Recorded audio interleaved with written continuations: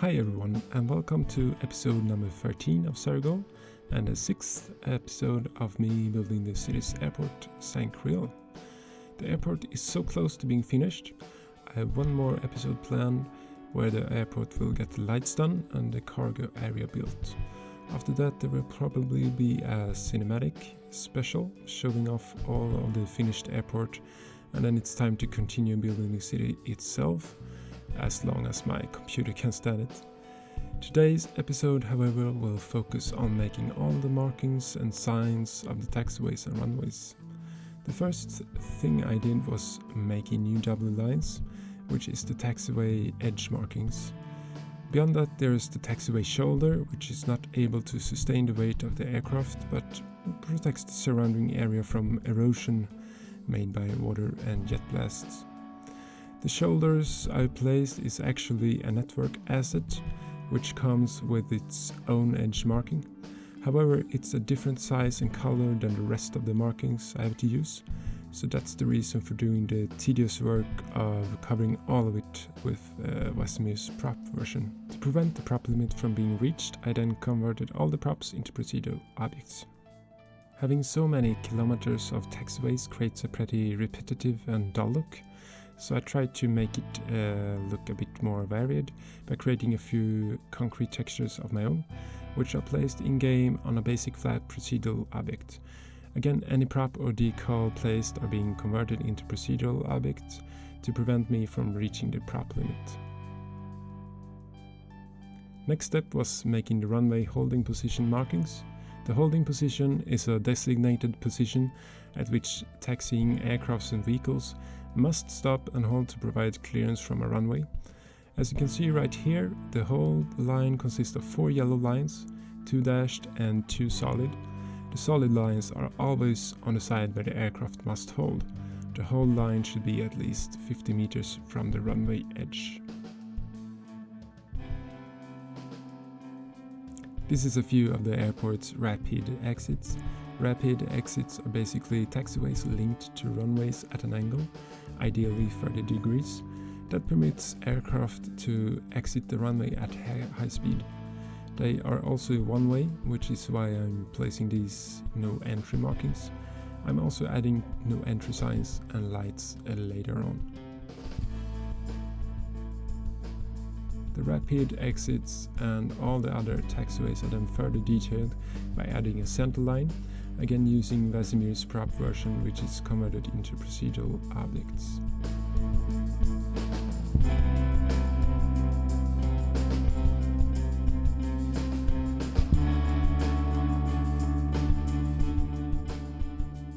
The final step is adding the taxi shoulder markings. They are placed perpendicular to the taxiway edge and are about 3 meters long. There are a few more markings added, and of course a lot of signs, but I won't show you a time lapse of that. Instead you will see semantics of completed parts of the taxiways and runways that I will talk about and give some background to what purpose each marking and sign have.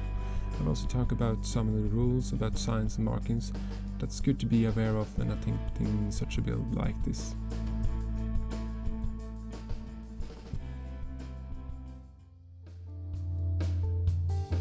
First I want to talk about is this: direction and location signs.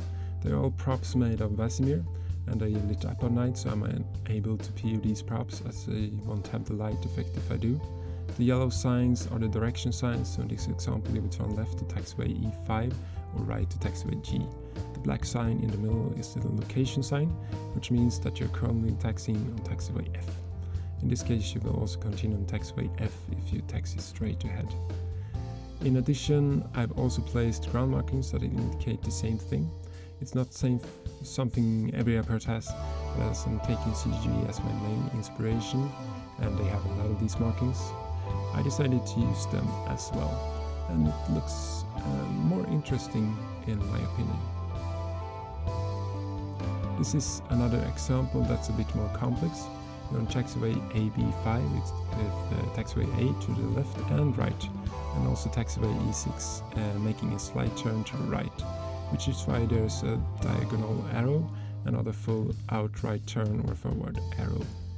Looking at this holding position, You can see the forward arrow and also number 8 and 9 signs, which are not included in Vasimir's prop pack, so I had to make my own sign using a basic procedural object that I added yellow or black color on, along with the symbol I needed.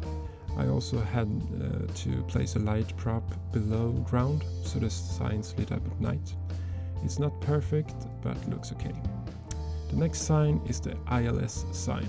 The ILS stands for Instrument System Landing, and is a system that works by sending radio wave downrange from the runway end with aircraft that intercept it using the radio waves to guide them onto the runway while landing. Because of the use of radio waves, there's sort of a safe zone around the runway that needs to be protected from interference when there's a plane landing. So that's why these signs and markings are there for, to indicate to planes that are about to taxi to a runway where to stop if the ILS is being used. Looking from the other side, coming from the runway, you will find the runway vacated signs.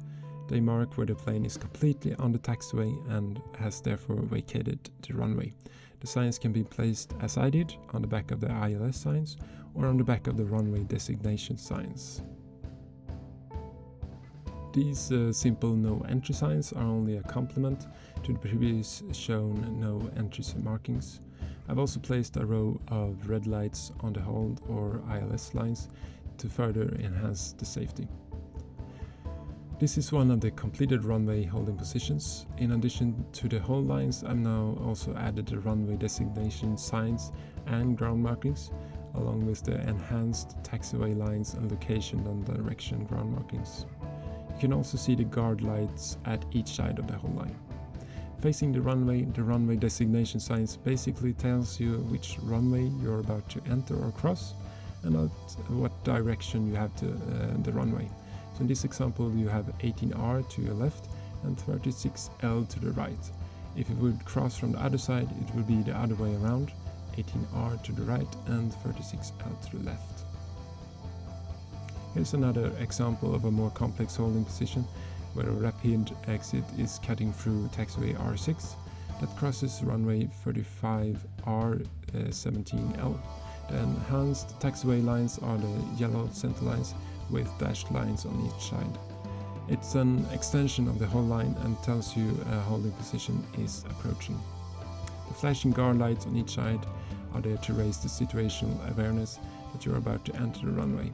Usually it's only one pair of lights on each side, but in Charles de Gaulle Airport, my main inspiration for Saint-Creel, there's 2 pairs of lights on each side.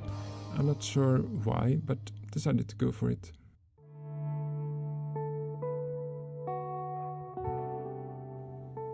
The last signs I added were the runway exit signs.